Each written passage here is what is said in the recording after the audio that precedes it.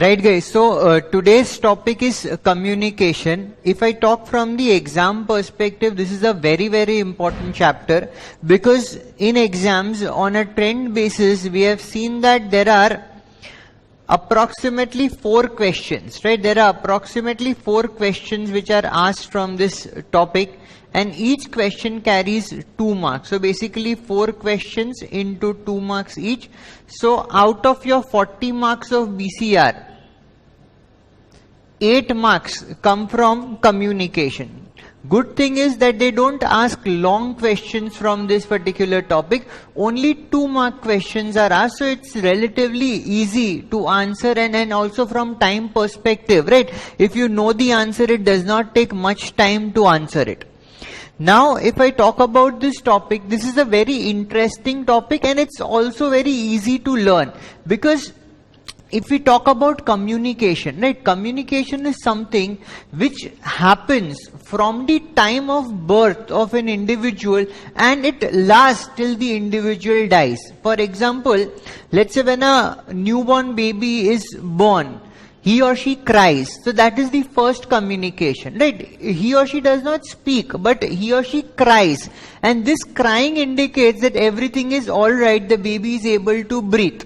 And at the time of death, if somebody dies, the body becomes numb, there is no movement, which indicates that the person has died. So communications is a part of our life. It's a very integral part of our life, and there are various ways in which we communicate. And if we talk about from a practical life perspective, communication is the thing which determines, right, how we transfer our ideas, communicate our thoughts, and how people perceive us is also dependent upon how we communicate.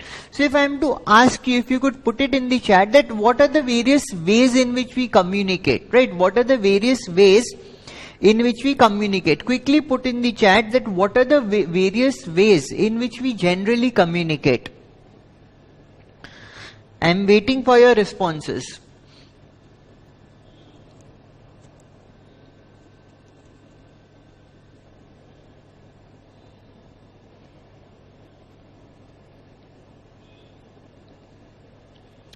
Right, so I am getting verbal, sign, written, email, letters, face-to-face conversations. So see, normally when we talk about communication, right, normally how do we communicate? Either we communicate orally or we communicate in writing, right? This is what we think is the 2 primary ways in which we communicate. But then there are various other ways in which we tacitly communicate our thoughts, our attitudes, our feelings, etc. For example, your facial expressions, right? Your facial expressions would basically determine how you actually feel. So while you are communicating, right, the listener will also have a heed to your facial, let's say, expressions as well, the body language, various signs which are there, right? So the communication could happen in various ways, right? Communication could happen in various ways. It's not just limited to spoken words or written, let's say, writing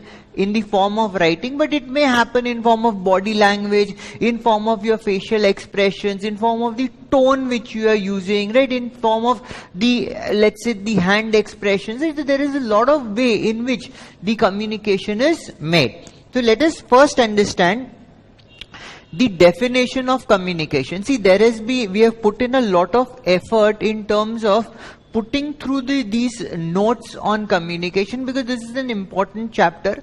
How do we go through these notes? See, I have converted these notes into question answer format, because normally students say that in exam, right, you need to answer it in you have to answer the questions which are given in the exam, but in the institute study material, right, you get one para after the other. So what we have done, we have covered the entire contents of the institute study material, but that has been converted into a Q&A format, question answer format. And also, if you go through the study material, we have also covered the past exam papers, question from the past exam papers, from the RTPs, from the MTPs, right? So everything is covered in this material, right? So if you could have a look at this, let's say define term communication, how is it relevant? So this question was as part of your RTP November 18. Then maybe if I take a look at the next example, the next question, encoding, this was in your November 20 paper, right? So the entire part of this chapter has been converted into a Q&A format, and I believe that this will be much easier for all of you to, let's say, learn, right? In terms of, because see, this is the learning topic, right? However, I will explain it to you, but at the end of the day, you will have to learn it, and at least the keywords from the material should be quoted in your answer. So learning effort is there, but it's relatively easy.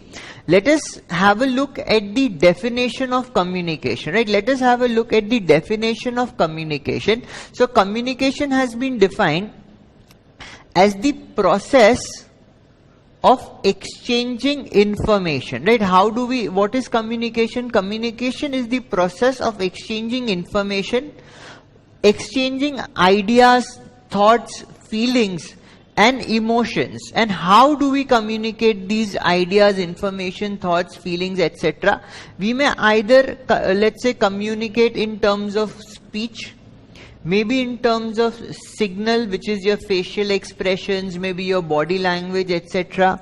It may be done in writing, and it may be also done through your behavior, right? So these are the various medium through which you pass on or exchange your ideas or maybe feelings, thoughts, etc. See, if you see this material, right, I have highlighted certain words in red and green in the answer. So basically, according to me, these are the keywords which should form part of your answer, because see, I understand that it may be difficult for most of you to, let's say, learn it as it is, right, and write this very same language or replicate in the question, let's say, in the answer sheet.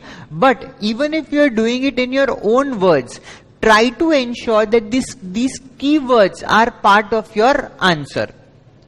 So how is communication defined? Communication is the process of exchanging information, ideas, thoughts, feelings, emotions through, what is the medium through which you transfer it? It is transferred through speech, signal, writing, or your behavior. If we talk about communication, right, communication necessarily entails that there should be two parties when a communication is taking place. One who is the sender or the originator of the communication, other who is the recipient of the communication. And normally, when is communication over? Communication is over only when the listener or the person who is on the recipient side gets the message, understands the message, and reacts on the message in the appropriate way. That is the point of time when the communication is deemed to be over.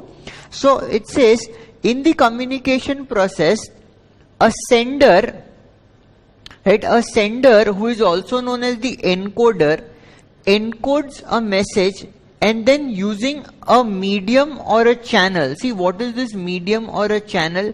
The medium or a channel could be, let's say, if you're talking over a telephone. So telephone is the medium or a channel. Or maybe there's an advertisement on the newspaper. So the newspaper is the medium. If you're writing an email, then the email is the medium. The factor which is, let's say, transmitting your information or idea or feeling, that will be known as a medium. So if some of you could give in some examples of mediums in the chat, right, what could be the medium? As I gave you example, it could be phone, it could be, let's say, email, it could be, let's say, video conferencing, right? So there are various ways in which information or communication is transmitted, right? If I can get some examples from your side. So letters, okay, so letters are a medium through which you are transmitting your message.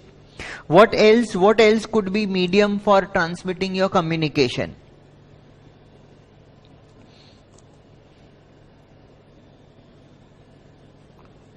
Quickly put it in the chat.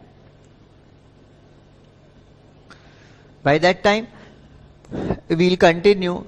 In the communication process, a sender encodes a message and then, using a medium or a channel, sends it to the receiver, who decodes the message, and after processing the information, sends back appropriate feedback. See, it's very important to send back appropriate feedback using a medium or a channel. Very important to note, right? Very, very important to note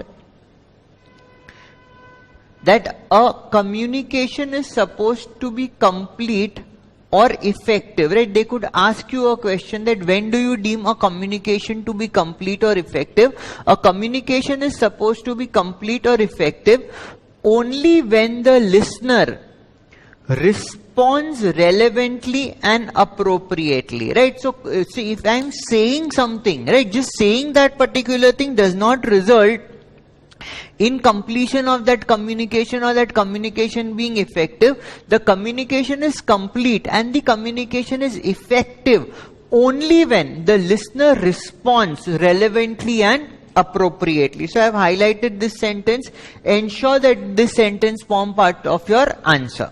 Now, having understood what is communication, right, there is a question in RTP November 18 which says define the term communication. So when somebody says define the term communication, this entire text should be part of your answer, right? This entire text should be part of your answer. But then this question goes ahead and asks, how is it relevant in daily life, right? How is the communication relevant in daily life? So it's very evident because communication is part and parcel of our daily life. We cannot survive without communicating, right? So I have put in the answer relating to how is it relevant here. It says communication is relevant in daily life as we experience it in all walks of our life, while talking to friends, family, office colleagues, etc. So it's part and parcel of our life, right? That is why it is important and relevant in our daily life. And if we talk about various modes of communication, right? If we talk about various modes of communication, right? People could communicate verbally. Verbally means orally, by talking. They can communicate in writing. The writing could be on a piece of paper. The writing could be on the emailing system.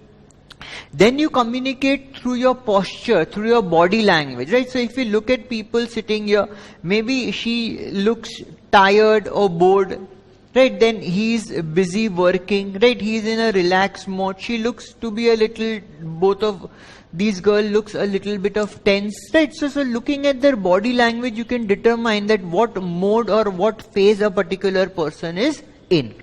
And then maybe body language, something like if you are in folded hands, it represents that you are basically in a defensive mode, or you don't want to open up with that particular person, right?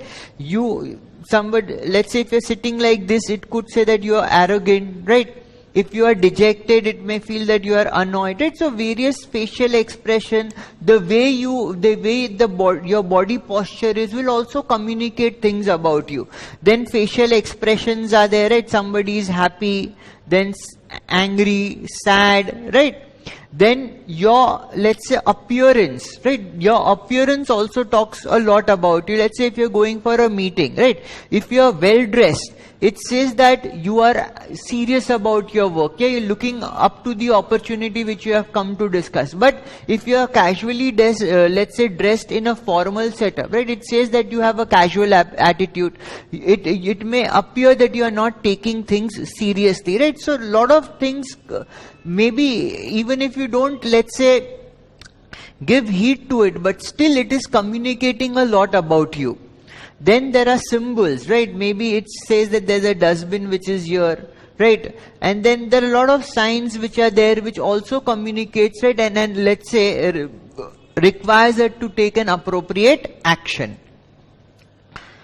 Then we'll talk about encoding. See, encoding in the most simple sense, right? If we talk about encoding in the most simple sense is basically converting your thought into a message or a communication, right? Encoding would mean, let's say, converting your thought into a communication. For example, let's say I am hungry and I want to have a pizza, right? So I am repeating in my mind that I want to have a pizza, right? Will somebody else get to know what I am thinking? Definitely not, because it's my inner thought, right? Whereby I am saying to myself that I am hungry and I want to have pizza. So this is a thought.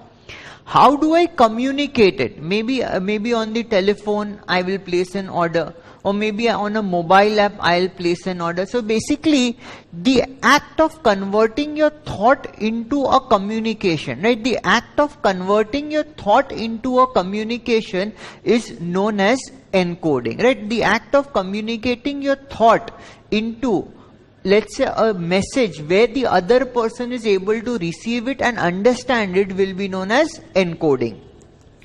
So encoding is an important step in the process of communication, as it converts or envelopes the message content into a format or a version that is amendable to be sent through a medium, right? So basically, let's say if I want to write an email, maybe I have drafted something on a Word doc, but will it get communicated until and unless I put it on the, let's say, compose message window? Let's say if I am sending it through Gmail, right, there will be a compose message window. Will I be able to send this message unless and until I copy paste what I have written in a Word doc on the messaging system? The answer is no. So the act of putting it through the medium, right, that is known as encoding.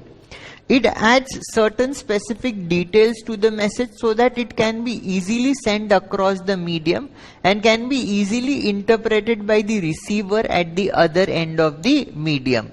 This step is built in or rendered by the medium. So there is an example which says that a message is sent through email. It requires us to compose a message and then copy the content of the message into the interface, right, which is the compose message window. Unless and until you put it into the compose message window, right, you will not be able to transmit the message which you want to convey through the email.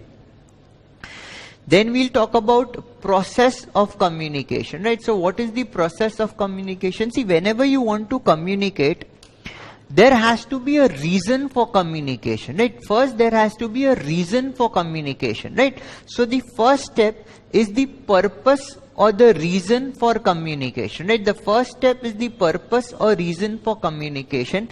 Once you find that there is a reason for communicating, you have to form your message, right? So framing of content, right? Whatever you want to convey, you need to first frame it up in your own mind. Then you have to use a medium to transfer it, right? Then you need to use a medium to transfer it. What this medium could be?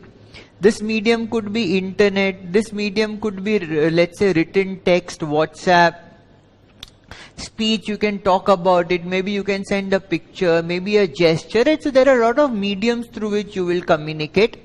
Then you will have to transmit the formatted message, right? Whatever message you have formulated, you need to send it across. And when you are sending this message across, there are a lot of chances that there may be disruption or there may be chances of miscommunication, right? So messages are often misinterpreted due to external disturbances, right? Due to external disturbances, these could be noise created by, let's say, humans, traffic, natural forces. These factors can result into miscommunication. So you have to be very careful while you're communicating, right, that your message is received by the intended recipient. Then once you have transmitted the message should be received, right? The message should be received by the intended recipient. Then deciphering and making sense of the message, which is known as decoding. Can somebody tell me what do you mean by deciphering? Can somebody tell me what do you mean by deciphering? What is the meaning of the word deciphering?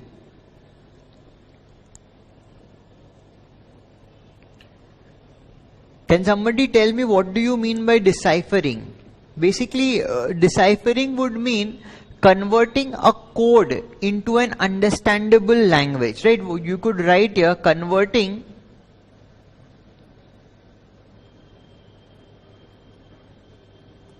a code into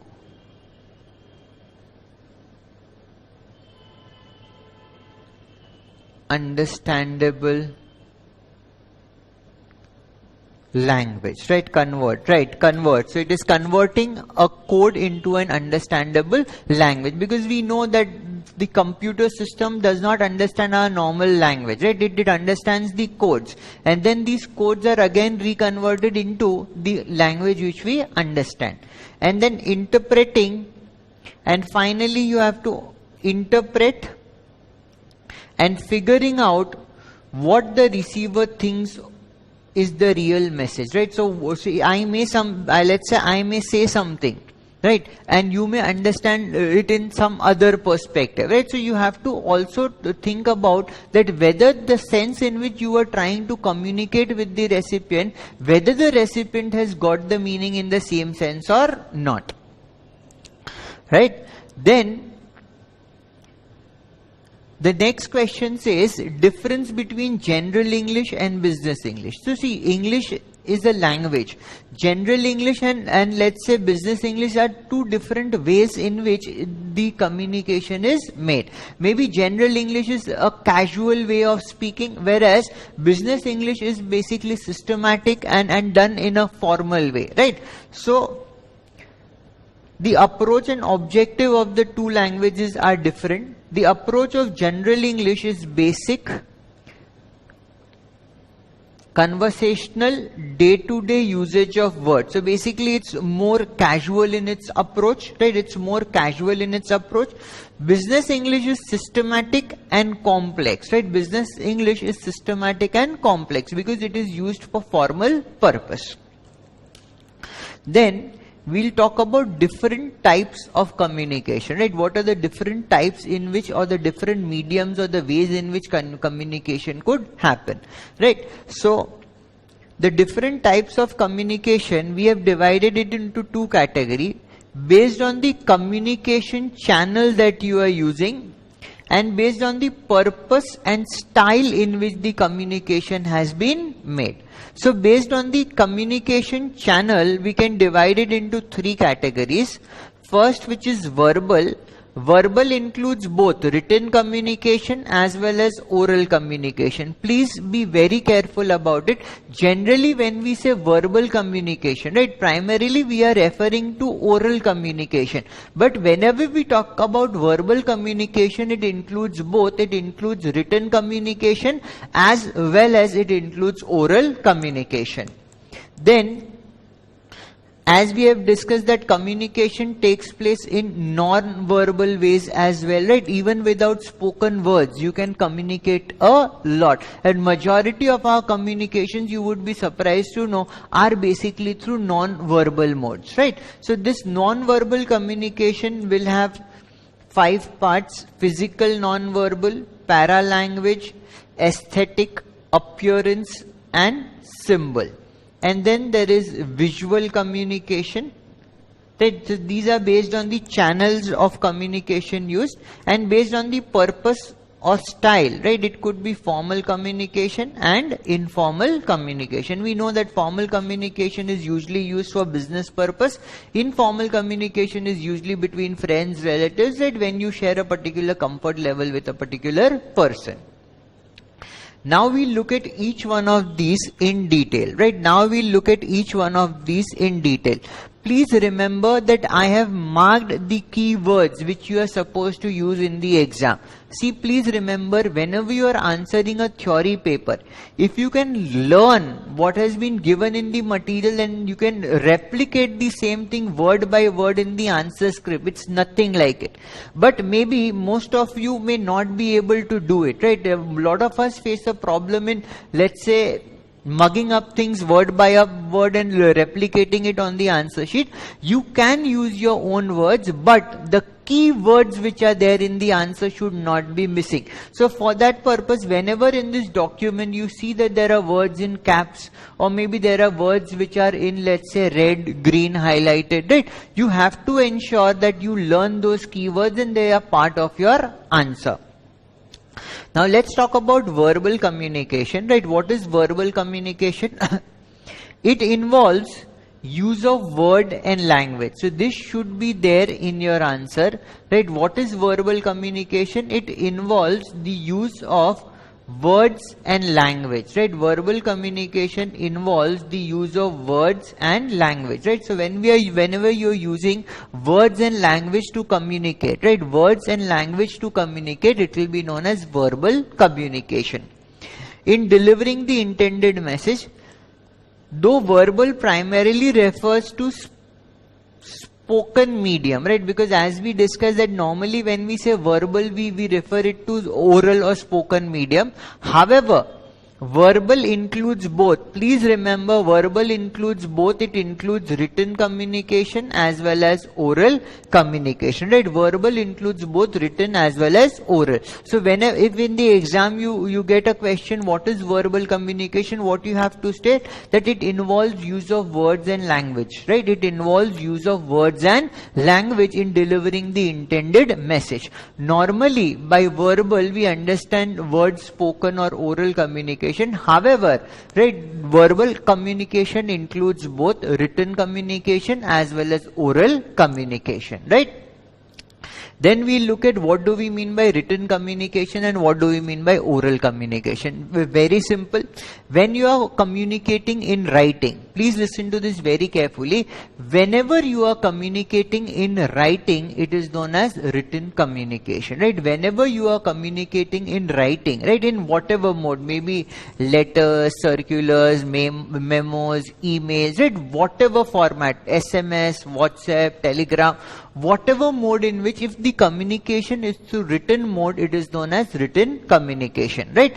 So written communication includes letters and documents, emails, reports, handbooks, brochures, various chat platforms, SMS, and any other form, right? And any other form of written communication between people will be known as written communication. The written form of communication is essential and indispensable. See, normally, listen to this very carefully. Normally, in our business scenario, right, if I am to ask you, right, from a business perspective, what form of communication would you prefer? Would you prefer an oral communication or would you prefer a written communication? Quickly put this into the chat. If you are talking from a formal or a business setup, which form of communication do you feel is better? Whether written communication is better or oral communication is better? And what is the reason for your answer, right? And what is the reason for your answer? Right, so most of you are replying written communication, but what is the reason for your answer? Why do you say written communication is better? What is the reason that written communication is preferred over oral communication in a business setup? Right, proof, right? So we get a proof, right? There's a documentation. It could be used as an evidence, right? It could be used as an evidence if there is a problem in future, right? So written communication is essential and indispensable. Indispensable means you cannot do without it. Very, very important, right?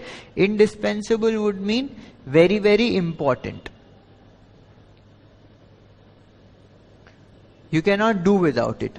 For formal business interactions, right? For formal business interaction.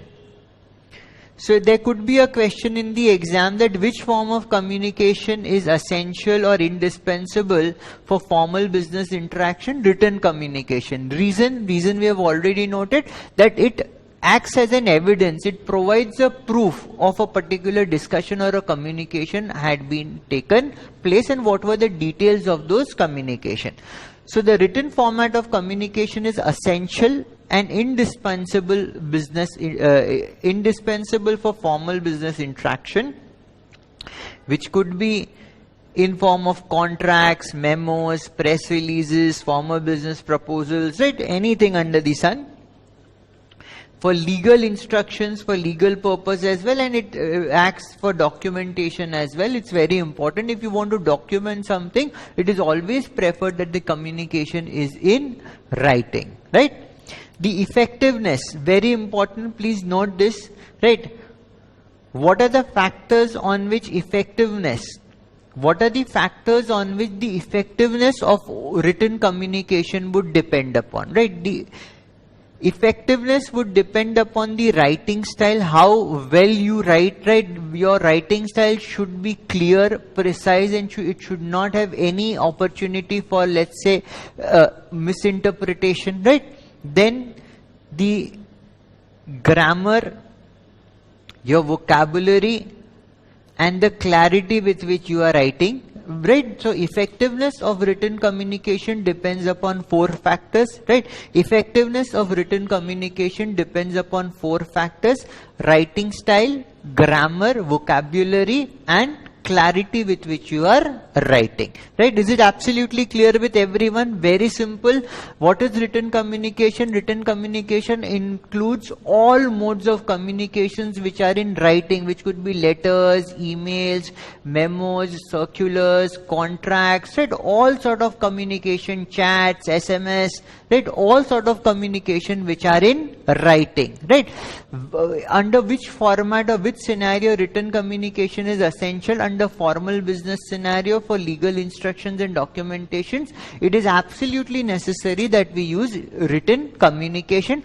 Effectiveness of written communication would depend upon 4 factors. What are these 4 factors? The writing style of the person who is, let's say, drafting the message, the grammar, the vocabulary, and the clarity, right, with which the person is able to write. Then let's talk about oral communication. Basically, oral communication, when you speak, right? You can speak face to face. It could be on telephone. It could be on video conferencing, right? So all the ways and means in which orally you transmit your message, right? All the ways and all the means through which orally you transmit your message will be known as oral communication. Oral communication refers to communication through spoken words. Please remember, you have to quote this: communication through spoken words, right? The communication takes place through oral words. These oral words could be spoken face to face, could be telephonically, via voice chat, video conferencing, or through any other medium. If it is through spoken words, it will be treated as oral communication, right? So here we have talked about various modes in which this communication takes place.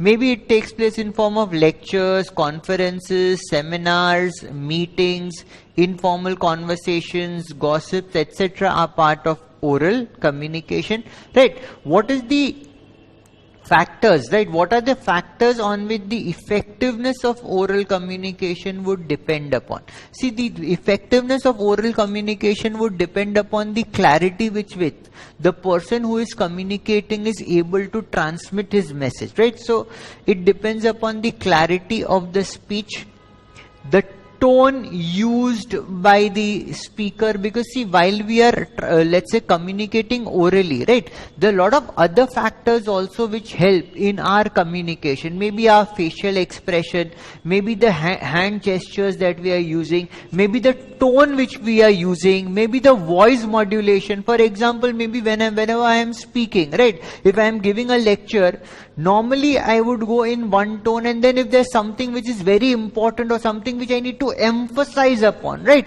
my facial expressions would change, my tone will change, right? The words which are important may appear to be a little louder, right? So there are a lot of factors which affect and which, let's say, assist the oral communication when it is taking place.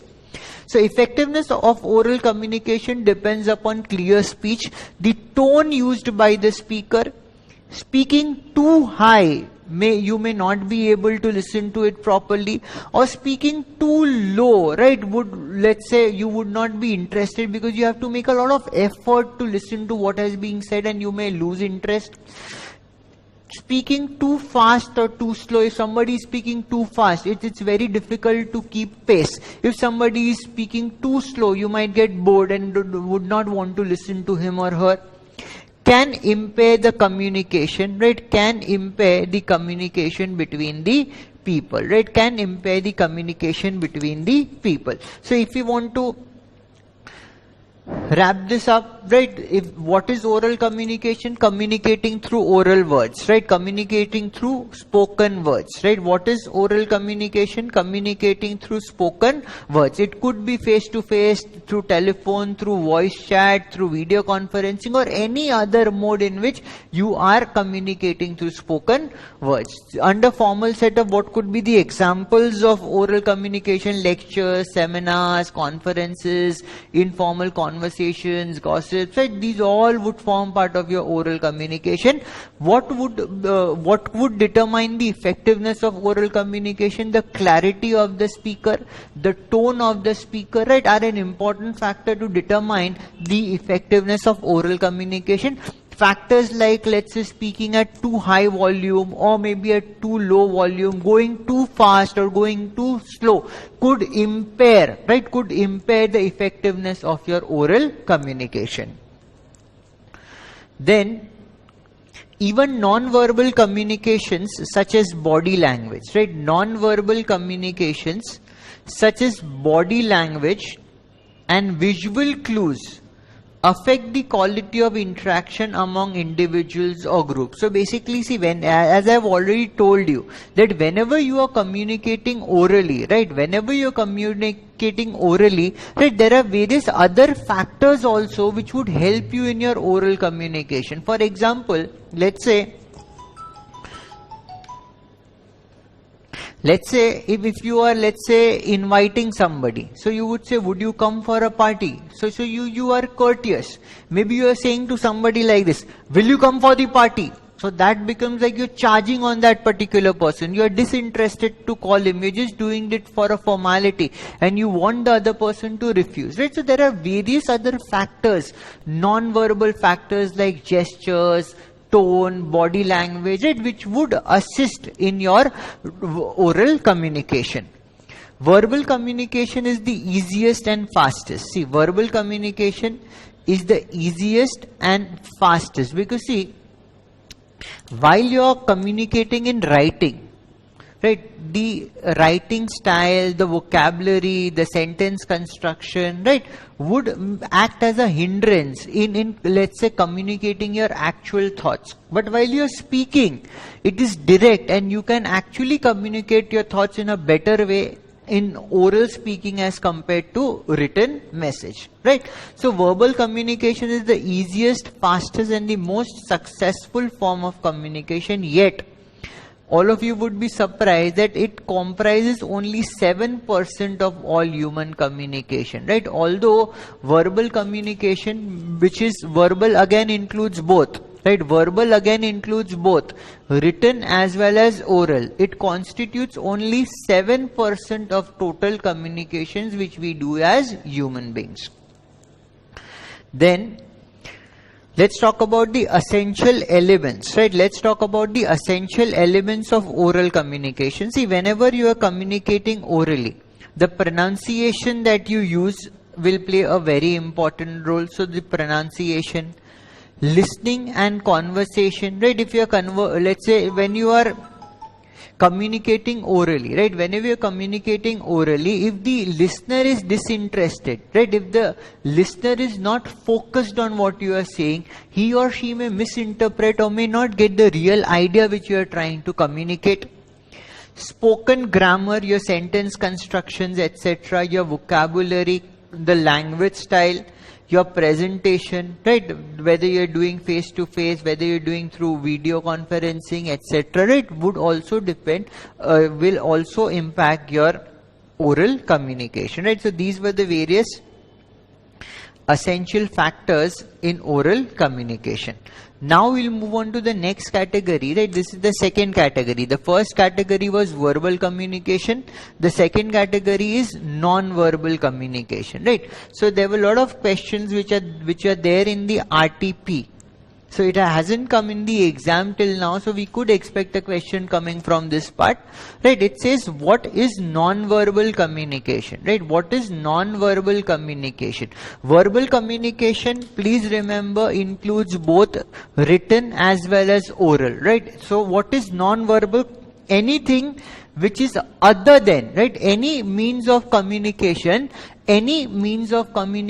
which is other than written or oral, right? Any means of communication which is other than written or oral will be treated as non-verbal communication, right? So it's very interesting. It says non-verbal communication is a process of communicating by sending and receiving wordless messages, right? By sending and receiving wordless messages.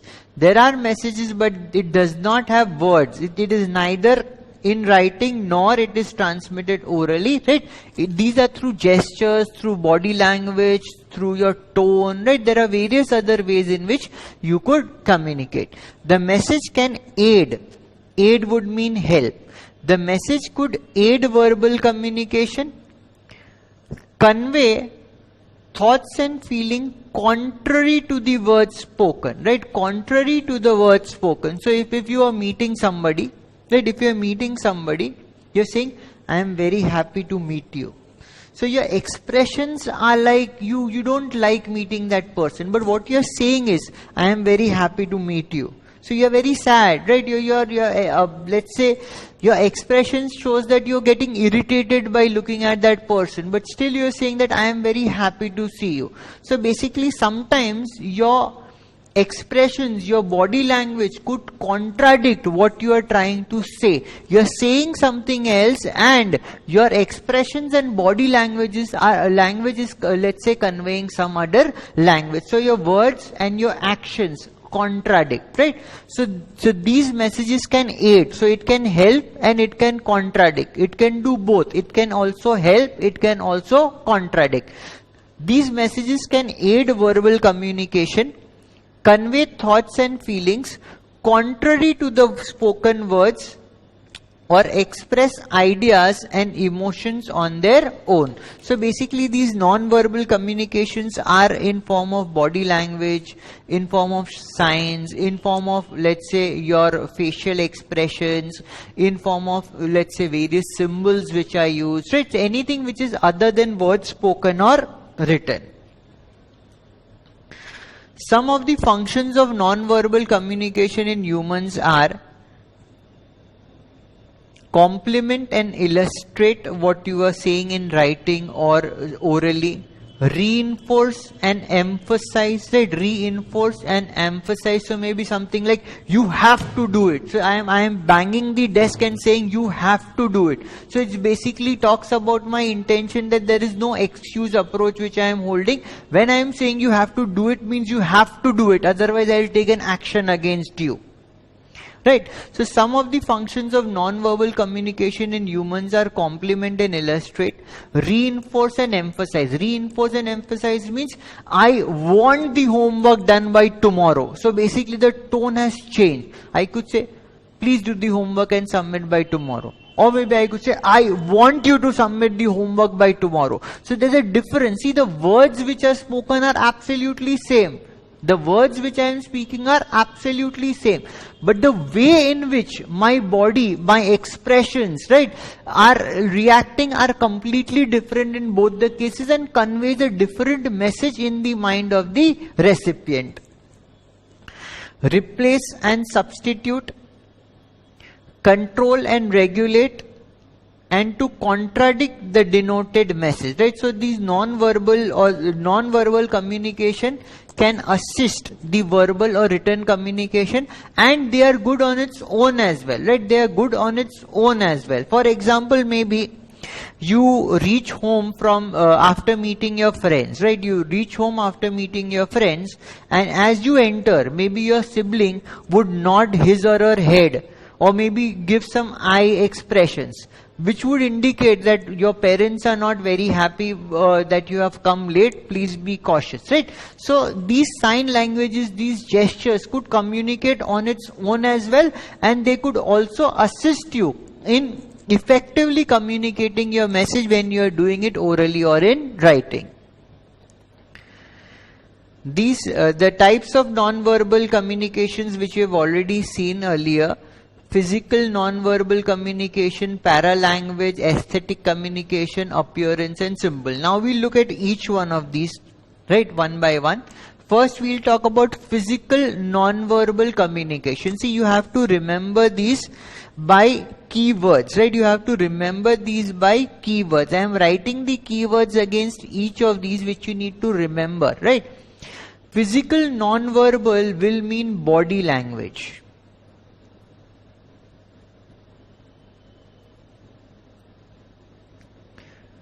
Physical non-verbal would mean your body language, the way you stand, the way you sit, the way you react, your facial expressions, and all these things would constitute physical non-verbal communication, right?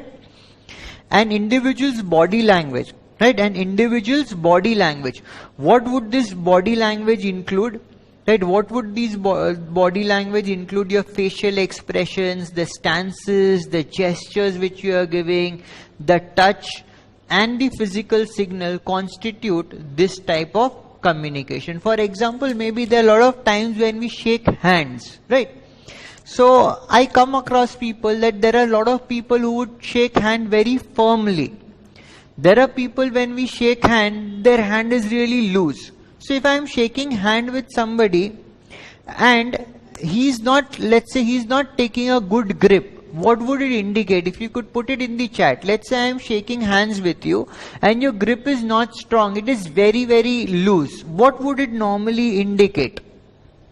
If you could put it in the chat, if you, let's say, shake hand with somebody, right, and the other person's grip is very loose, that person is not holding your hand tight, what would it generally mean? Very good, not interested, right? If you are shaking hand, always remember to have a firm grip. It expresses that you are equally interested to meet the other person. There are a lot of people with whom if we shake hand, their hand is really loose, as if they are doing some, let's say, obligation on us by, let's say, shaking hands with us. So it generally denotes that the other person is disinterested. If you have a strong grip, it would indicate that you are actually interested, you are happy and looking forward to meeting and interacting with the person, right? So there are a lot of factors which, let's say, are part of the body language, facial expression, your stances, gestures, the way you stand, the way you react, the way you touch, right, and other physical signals as well. For example, they have given an example, leaning forward may mean that you are friendly. So if you are meeting somebody, when you shake hand, you are generally leaned towards that person. Maybe you have a shaking hand like this. So maybe it's like you're not interested to meet that particular person, right? So leaning forward may mean friendliness, acceptance, interest, something like you are standing like this. So it basically says that you are not interested, you want to stay within yourself, right? So your body language also conveys a lot. So you have to be very, very careful about the message your body language is transmitting to the other person. Right, so when you are crossing your arms, can be interpreted as if you are in a defensive pose, you are not interested.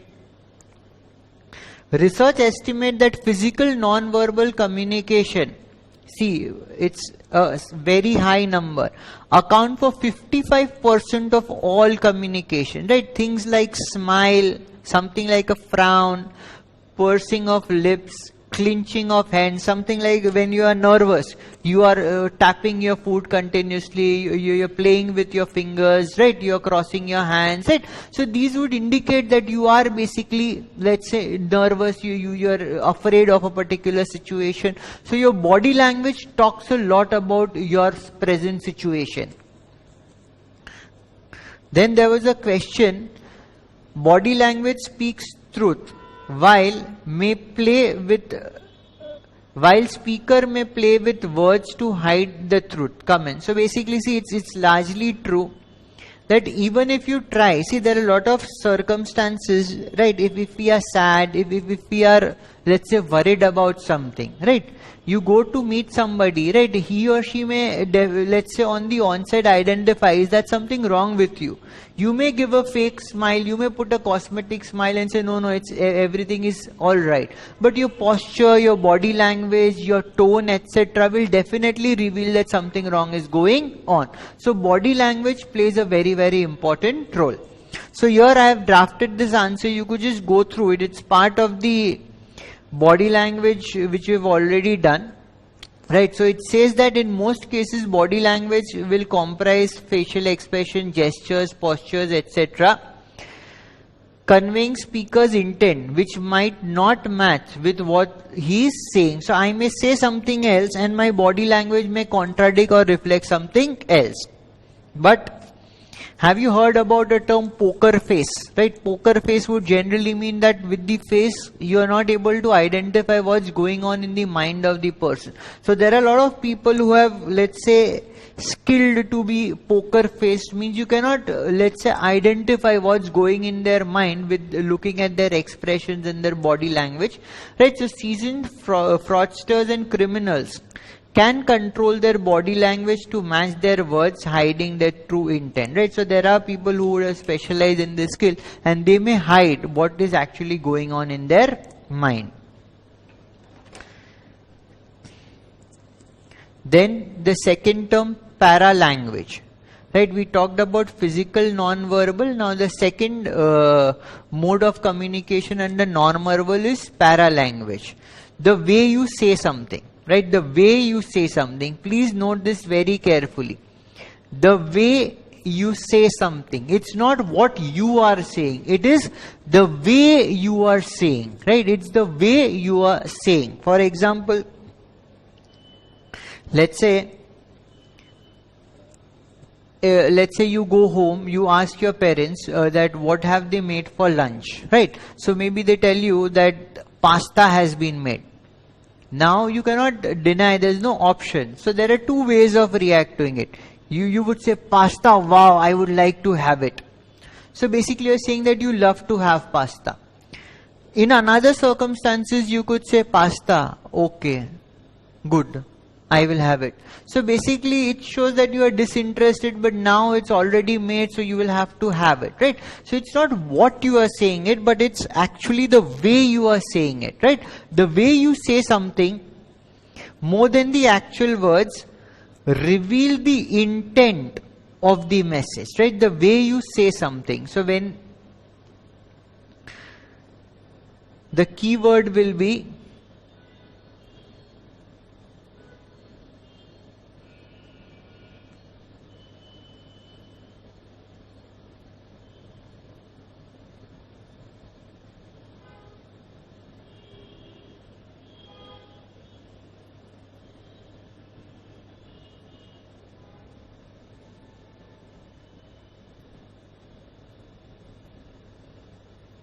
the way you say something which reveal your intent, right? The way you say something which reveal your intent. So basically what would come under this category? This would basically comprise of your voice quality, right? If you are interested, your pitch will be high, your voice quality will be good. If you are disinterested, if you are low, if you are sad, your voice, your tone, your pitch will be low, right? So it comprises of your voice quality,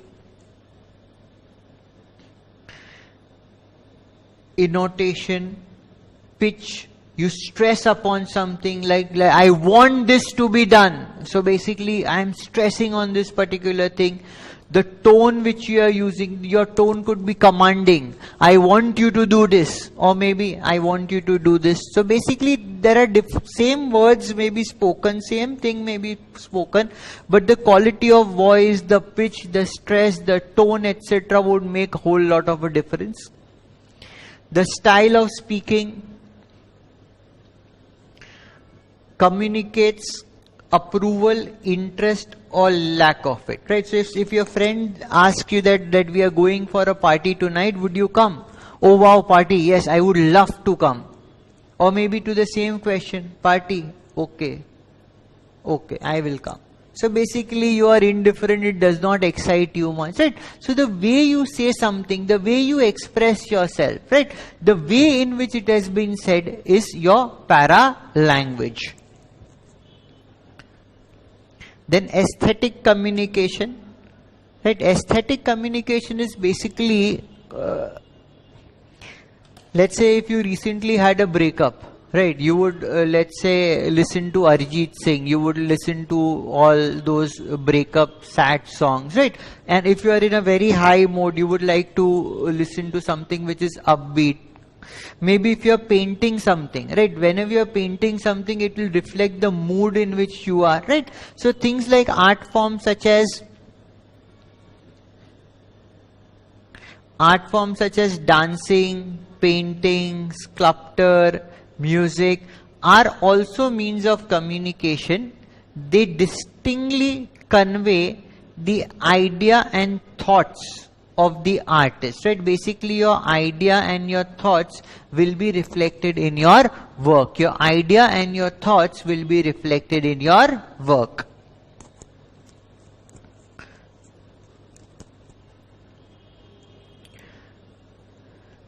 So here you could put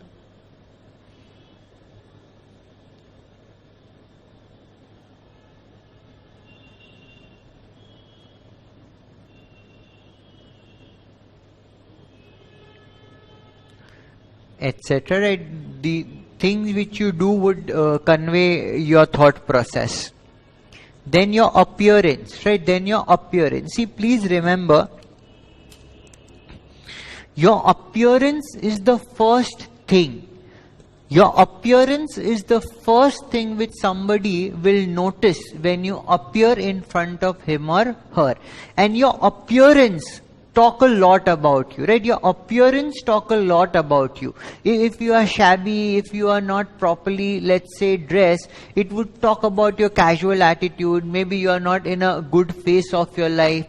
If you are dressed up well, right? Your clothes are neat and clean, your shoes polished, hair done well, right? Then it would communicate that you are very organized, right? You like to, let's say, you like things which are good, you like things to be in an organized manner, right? So the way you appear is the first thing which somebody will notice, right? Before you start communicating, please remember, before you start communicating by oral words or in writing, your appearance, right? Even before your body language, your appearance will communicate a lot about you, right? So appearance is usually the first thing, right? Appearance is usually the first thing noticed about a person, right? Somebody who is well dressed and groomed is presumed to be organized and methodological. Somebody who is sloppy and shabby means he is not well dressed, dress is maybe not properly washed, old shoes, etc., right? Fails to make a favorable impression, right? Fails to make a favorable impression. So because your dressing would also communicate a lot about you. Therefore, dressing appropriately in all formal interaction is emphasized, right? So whenever you're going for a meeting, when you're going for a formal work, try to be dressed well, because it talks a lot about who you are and where do you come from. And therefore, there are dress codes in offices. If you know, a lot of offices have dress codes both for men and women, right? So you have to follow those dress codes so that there is uniformity in the way people appear, right? Then symbols also communicate a lot, because we had seen a photo of a symbol, maybe no entry, only men, only women, use escalator, use elevator, road closed, right? These symbols also communicate a lot. So symbols such as religious, traffic related symbols, status, ego building symbols, right? So symbols also communicate the message which is denoted or which is associated with that symbol. Now we'll talk about the third category, right? We have completed two categories of communication based on channel. We completed verbal communication. Under verbal communication, we talked about two things. We talked about written communication and we talked about oral communication. By verbal communication, we understood that it is use of words and language, right? What is verbal communication? Use of words and language, and it includes both written as well as oral.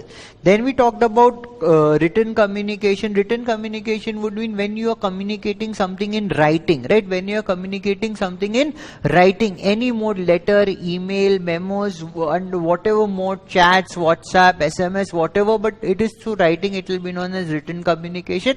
Written communication is essential and indispensable under which setup? Under formal setup for legal and documentation related work. Effectiveness of written communication would depend upon the style of writing, the grammar, the vocabulary and the clarity with which the person is able to write. Then we talked about oral communication, right? Oral communication means through spoken word, right? Whatever medium you are using, but if you are communicating through spoken words, it will be known as oral communication. The formal channels could be meetings, seminar, conferences, lectures, informal conversation, gossip, etc. All would come under formal oral communication. Effectiveness will depend upon the clarity of the speech and the tone which is being used. If you are speaking too low or the volume is too high, if you are speaking too fast or if you are speaking too slow, it could impair the communication of your message.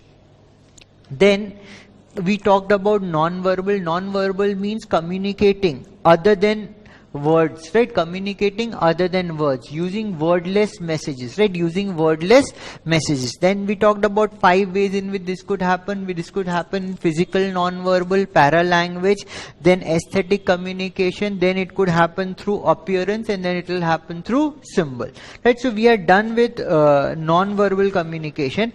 Now we'll come to visual communication. Visual means something which you see, right? Something which you see. So normally what we see is that in most of the advertisement on either social medias or maybe print media, right, whatever text is there, text is normally supported by a picture. The text is normally supported by a picture because visual communication has a better impact, right? Visual communication has a better impact as compared to oral or written communication, right? So let us understand what is visual communication. Visual communication through visual aids such as sign, topography, drawing, graphics, illustrations, color and other electronic resources usually reinforce written communication, right? So basically written communication is normally supported by visual communication, right? Written communication is normally supported by visual communication because visual communication is more effective and it appeals more to the recipient. For example, let's say if I talk about sales of year 1, year 2, year 3, year 4, year 5, basically 10, 20, 40, then 15 and then let's say 75. So looking at these numbers, people may get confused. They may not get a sense how the things are moving. But along with these numbers, if I convert it into a chart, maybe this is year 1, maybe this is year 2, maybe this is year 3, maybe this is year 4 and this is year 5.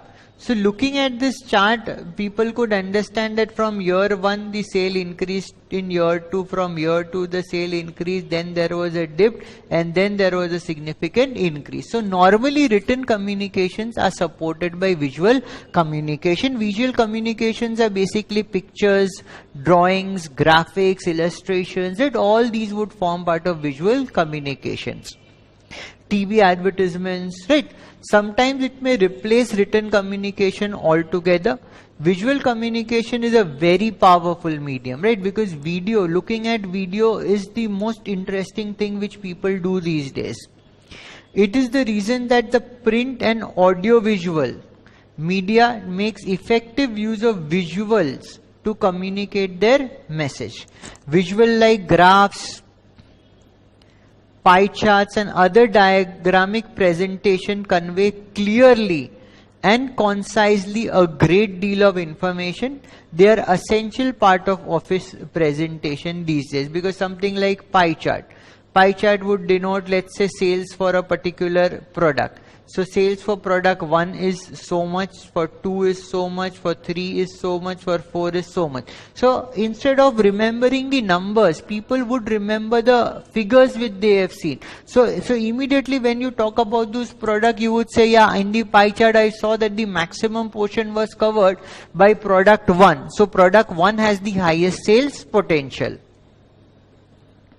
So this is visual communication. Now based on the purpose of the communication, we saw that the communication has been divided into two parts, formal and informal communication. So first we'll talk about formal communication, then we'll go to the informal communication, but generally we know about it that formal communication is usually used in a business setup.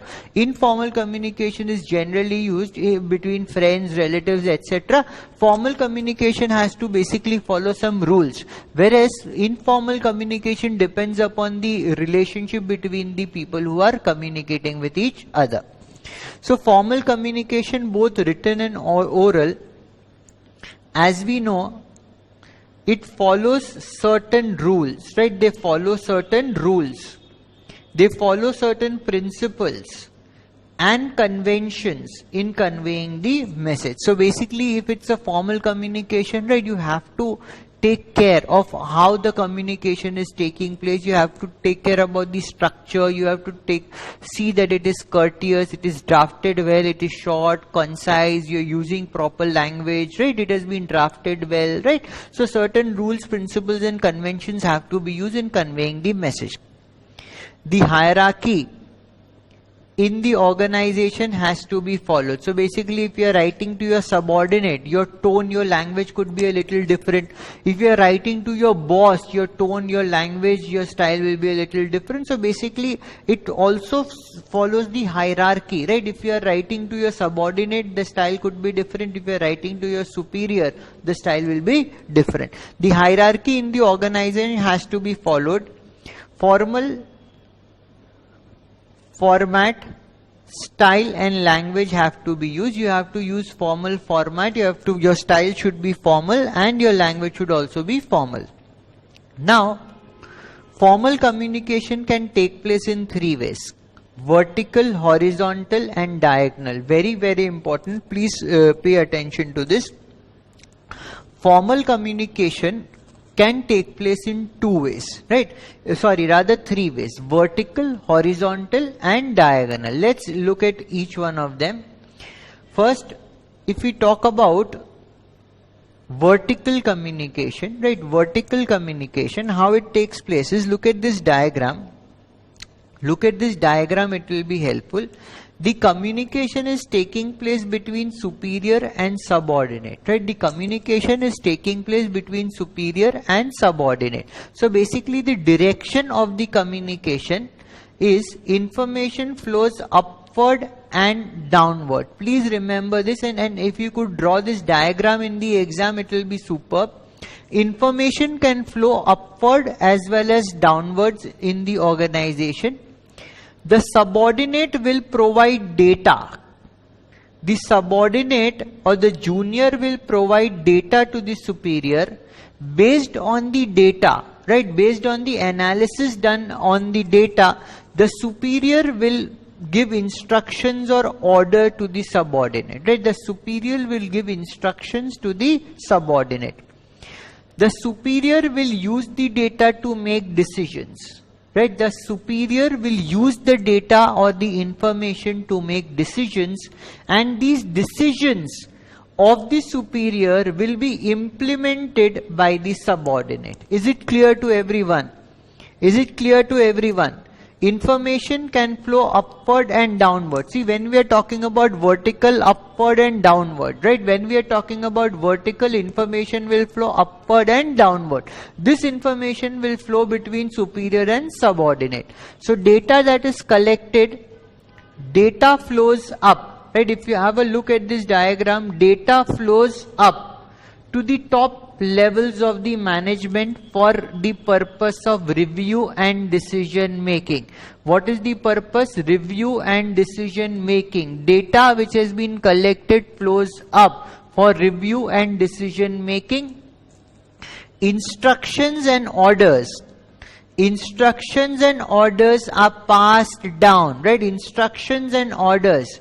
You could see here, instructions and orders are passed down from the management or seniors to the subordinate for implementation, right? Is vertical clear with everyone? I want thumbs up in the chat. Is vertical clear with everyone, right? What is the direction in which information flows? Upward and downward, right? What is the format in which information flows? Upward and downward. What goes upward? Data goes upward. The data which has been collected goes upward. What is the purpose for it to go upward? It goes to the top management. For what purpose? Review and decision making. What flows downward? Instructions and orders will flow downward for the purpose of implementation, right? The top management will, let's say, take decisions, and those decisions will be implemented by the subordinates. So, very easy, information flows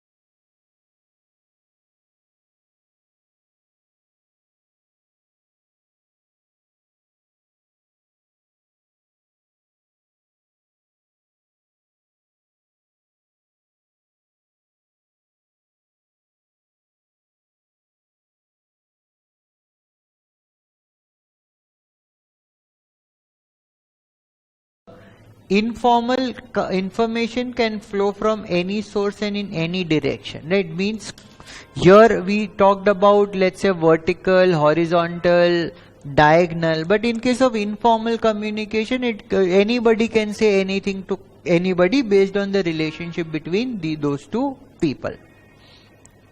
Now another very important concept, which is grapevine, right? Very, very important concept, which is known as grapevine. Whenever we talk about grapevine, this should immediately come to your mind, right? This should immediately come to your mind. Gossip in office, right? What is grapevine? It is gossip in office. And grapevine is a very important tool which most of the organization uses. And something like, let's say, it's the year end, right? It's the year end. So people of different departments would, let's say, interact with each other. They would ask, say, यार promotion का कोई खबर है क्या? कुछ bonus अभी मिलने वाला है क्या? So something like that. I think इसको promote कर रहे हैं, ये boss का बहुत चाहिता है ना, he is the favorite, so he may get promoted. Maybe something like, यार अगर this time if they don't increase the salary by 15% ना, I will quit my I'll quit this job and I'll join somewhere else. अच्छा वो tender हमने भरा था ना, do you have any news about it कि क्या हुआ, टेंडर हमें मिल रहा है नहीं मिल रहा है, कॉम्पिटिटर ने क्या उसमें स्ट्रैटेजी लगाई है. So all these things are known as grapevine. Office gossips will be known as grapevine. So employ in organization, right, employees in an organization interact with each other outside their formal domain. So normally employees would interact in a formal domain, but not always, right? When you work with somebody for a long period of time, you tend to develop friendship with that people. So when you are discharging your office duties, right? When you are discharging your office duties, maybe you are formal with that person. But beyond your office duties, you also develop a personal relationship with that person, and then based on that personal relationship, you also communicate with that person, right? So employees in an organization interact with each other outside the formal domain. Such communication is called grapevine, right? Such communication is known as grapevine, which is gossip in office, right? Which is gossip in office.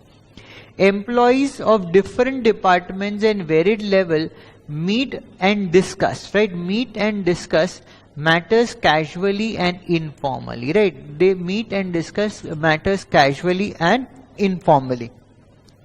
And basically it satisfies their social needs, because we as human beings, right? We as human beings want to communicate, right? We as human beings want to communicate. Let's say if all your friends, let's say, desert you, right? They don't keep connect with you. Would you like it? No. If people at your home does not talk to you properly or maybe ignore you, do you like it? Answer is no. Because all of us are social beings, and our basic nature is that we want to communicate our thoughts, our ideas, our emotions, right? And we want to interact with each other. So in the office environment also, beyond formal communications, that employees interact with each other, and that is known as grapevine, which is known as office gossip. What is it useful for? The grapevine satisfies the social needs, right? They want to talk to each other, they want good relationship with each other, they want favors, they want to exchange, let's say, friendships with each other, right? So the grapevine satisfies the social needs of the people and help in building relationship, right? It help in building relationship.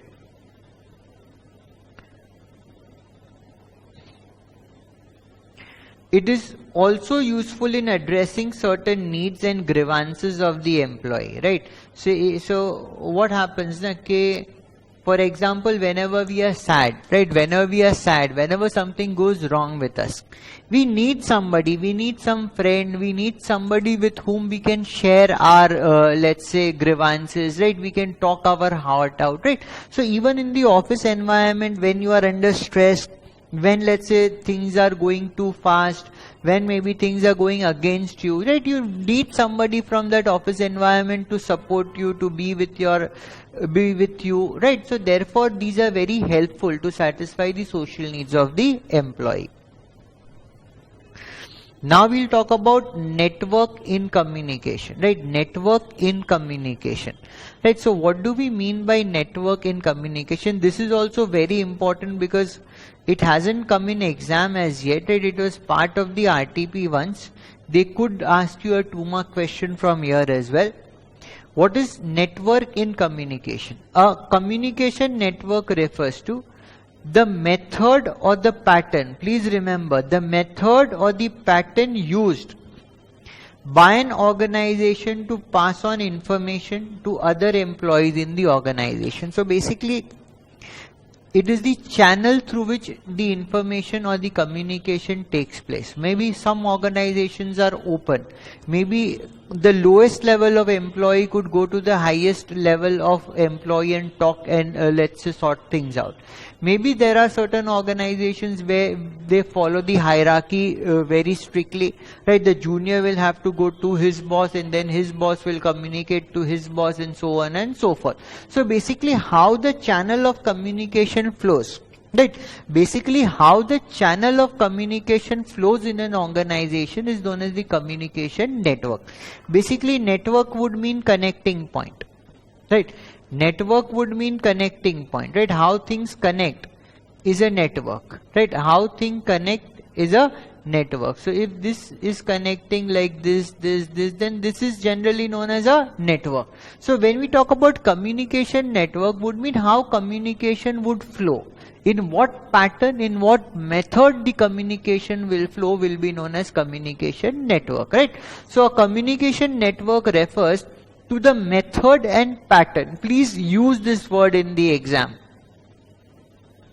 A communication network refers to the method and the pattern used by the member of an organization to pass on information to other employees in the organization. So how is network useful? Network helps manager create various type of communication flows. Please remember, network is nothing but a communication flow, right? What is a network? It is a communication flow.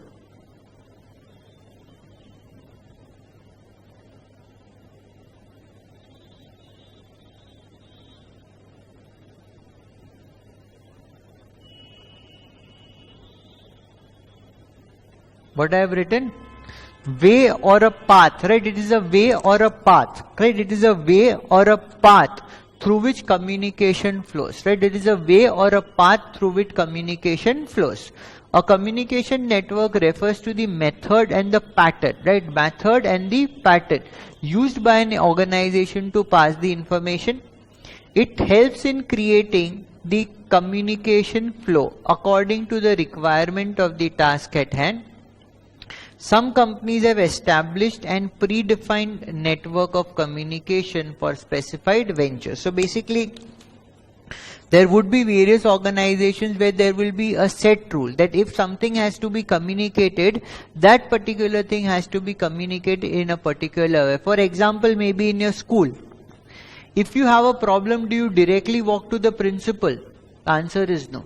First you report to the class teacher will go to the coordinator will then go to the principal, right? The student directly does not walk into the principal room to complain, right? So this is known as the communication flow or the communication network in your school, that the student has to go to the class teacher to the coordinator to the principal. That is known as the communication network. So here we are talking about communication network in a business. What example I gave you was communication network in your school.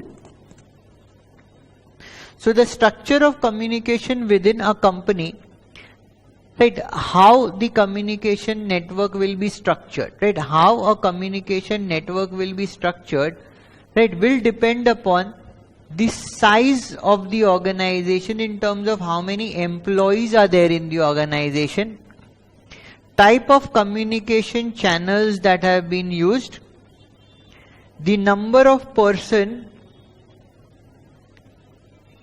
involved in the process, right? So these are the factors. Please remember, what are the factors on which the development of the communication channel depends upon? It depends upon the size of the organization, the types of communication channels which are there, the number of people, right, involved in the process. If we look at the patterns, we'll study about 5 communication patterns here. Right, we'll study about 5 communication patterns here. We'll talk about vertical network. Don't confuse it with vertical communication. Right, what we have already studied is vertical communication. Right, what we have already studied is vertical communication. Here what we are talking about is vertical network. So both these things are different, although it will appear to be same, but these are different. Then circuit network, chain network, wheel and spoke network, and star network. Let us look at each one of them. First we'll talk about the vertical network. Right, so basically vertical network is same as vertical communication if you look at the structure. Right, so keywords: vertical network is a formal network. Right, vertical network is a formal network. Communication takes place between superior and subordinate. Communication takes place between higher ranking employee and a subordinate, that is superior and subordinate. Two-way communication is possible and there is immediate feedback, right? Two-way communication is possible. The superior is connecting to the subordinate is connecting to the superior. There is two-way communication and immediate feedback is possible to each other. So if the sales manager asks to the sales executive, what is the sale for today? He will reply, this is the sale for today. Why is it less? Why is it more? Immediately the executive would answer. So it's a two-way communication where immediate feedback is possible. It takes place between the superior and the subordinate. Please give this diagram. If this question comes in the exam, put in this diagram.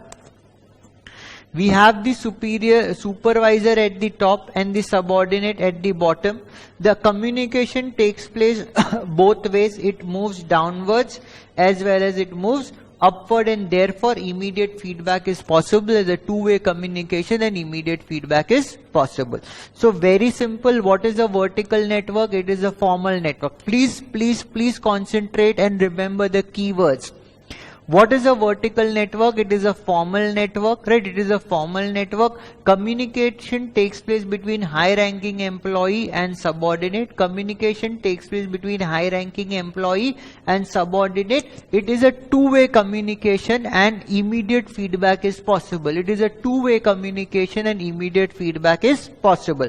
The subordinate, the superior is at the top, the subordinate is the bottom, and there is downward and upward movement of communication. Right, then we'll come to circuit.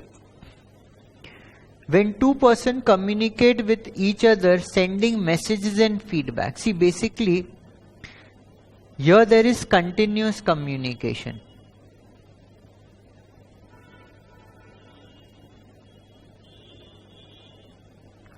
Here there is continuous communication. When two persons communicate with each other, sending messages and feedback, right? Sending messages and feedback.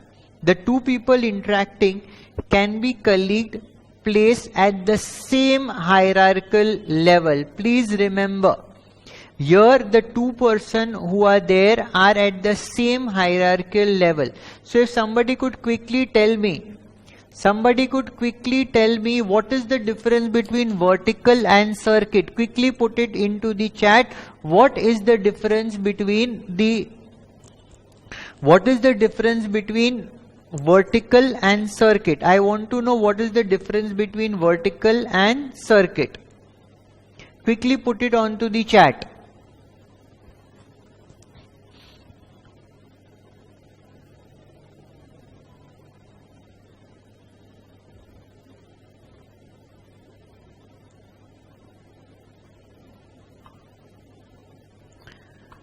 I am waiting for your responses. What is the difference between the vertical and the circuit network? Quickly put it onto the chat.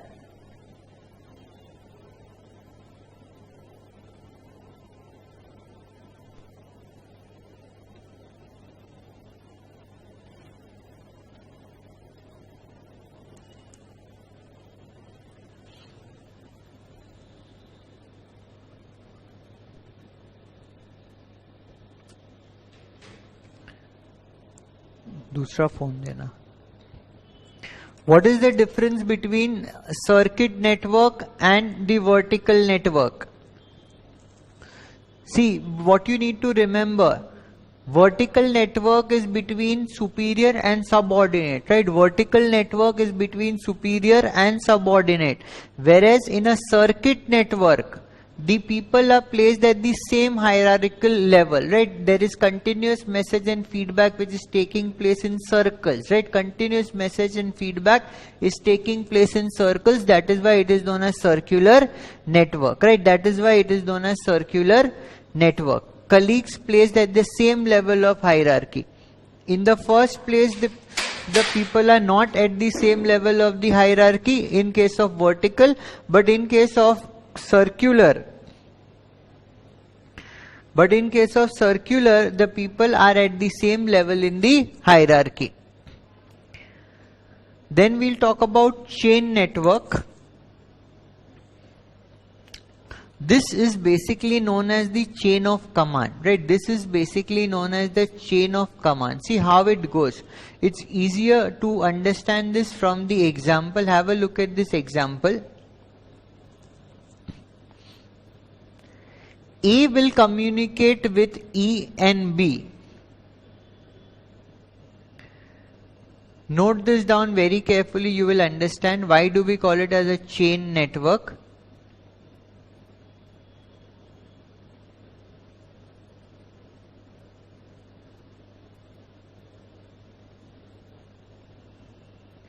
A will communicate with E and B. This message will be passed by E to F.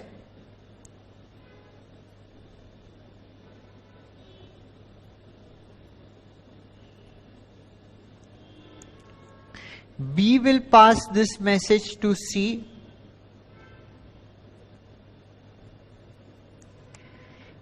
F will pass this message to G. And C will pass the message given by A to D. So this is basically known as chain of command. A does not directly communicate with F. A does not communicate directly with C. B does not communicate directly with D. E does not communicate directly with F. They follow a chain of command. The senior will communicate with his junior will communicate with his junior, right? Therefore, a chain of command is followed, therefore it is known as a chain network, right? Because A will not directly talk to F or G or C or D. A will only talk to or A will only communicate with E and B. So, communication pattern that follows the chain of command from senior to junior, it is known as chain of network. Right, what is the drawback? The drawback of chain network is it often takes up time. It often takes up time and communication may not be clear, right? Because what A said to E may say something else or miss out something while transferring it to F. F may miss out something while transferring it to G. So basically in this case there's a long channel of communication and there are greater chances, right? There's a long channel of communication and there are greater chances of misinterpretation and miscommunication, right? Chain network often takes up time. Communication may not be clear in case of chain network. It creates a lot of misunderstanding as the message follows long path, right? The message follows long path. A wanted to say something to G. He did not go directly to G. He communicated with E communicated with F communicated with G. So since there is a long path through which the message is traveling, there are greater chances of miscommunication. Then we have a wheel and a spoke network. This is basically there in case of a small organization, right? It is a single controlling authority. In this organization where there is a single controlling authority who gives instructions and orders to all employees, right? One single authority is giving order to all employees, right? It's basically in case of a small business, because in case of a large business, it is not possible for one person to give instructions to all. There will be a hierarchy. In this is an organization where single controlling authority who gives orders to all employees working under him or her. All employees get instruction directly from the leader, right? The leader is directly communicating with all and reports back to the leader itself. And report back to the leader itself. It is direct. It is efficient because there is no time lag in transferring information in case we saw in case of chain of command. But it is efficient for small business or small company. It is inappropriate for large organization, right? It does not work for large organization. So what is happening that in this example, A is the leader. Right? A is the leader. A is communicating with E is giving feedback to A is communicating with F is giving feedback to A is communicating with G is communicating with A is communicating with D is communicating with A, C, A, B, A. So basically A is the center point and he is communicating and is getting communications, right? He is communicating and is getting communication from each person individually. The flow of data is fast, it is efficient, but it works only in case of small business. If there are large number of employees, A cannot communicate directly with each one of them. They have to follow some other network. Then we'll talk about star network. Basically, star network has multiple channels, right? This is something which is used by larger organizations. Star network has multiple channels of communications open between all members, right? Between all members. This network propagates group communication and is essential where teamwork is involved, right? So here, if you look at this, A can communicate directly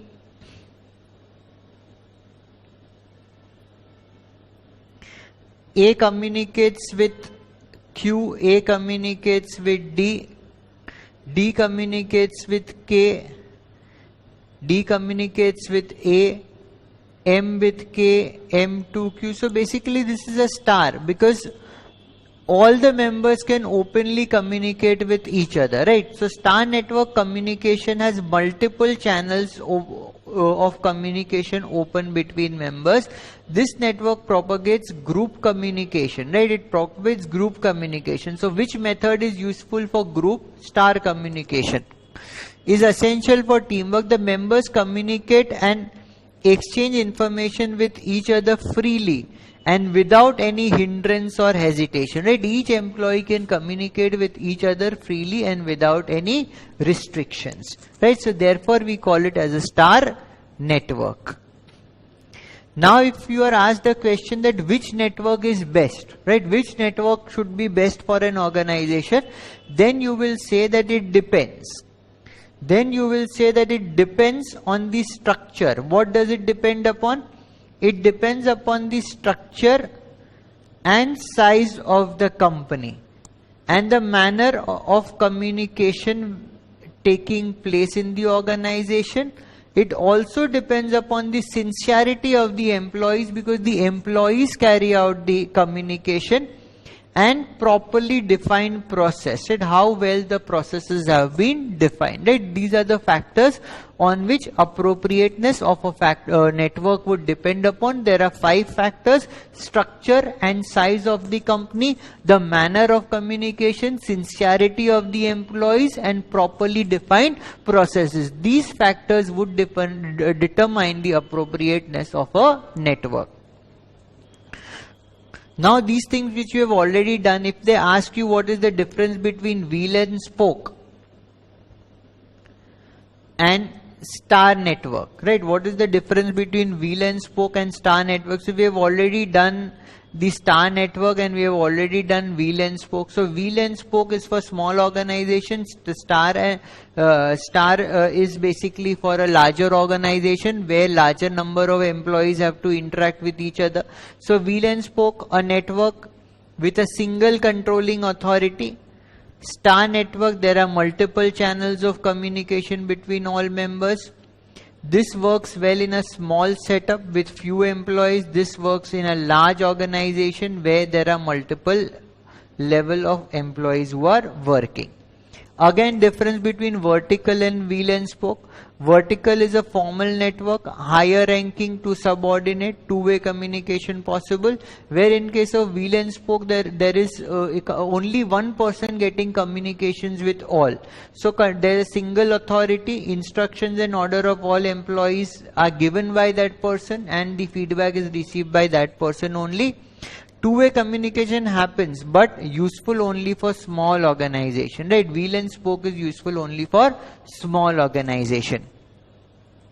So see, by this we are done with a lot of portions today. We understood that what is communication, we understood what is encoding, we understood the types of communication based on channel and based on the way, purpose which it is there.